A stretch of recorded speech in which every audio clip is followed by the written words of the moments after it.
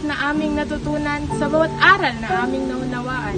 Kayo ang nagsilbing gabay at liwanag sa paglalakbay ng aming isipan at damdamin. Hindi lang kayo guro, kundi mga kaibigan.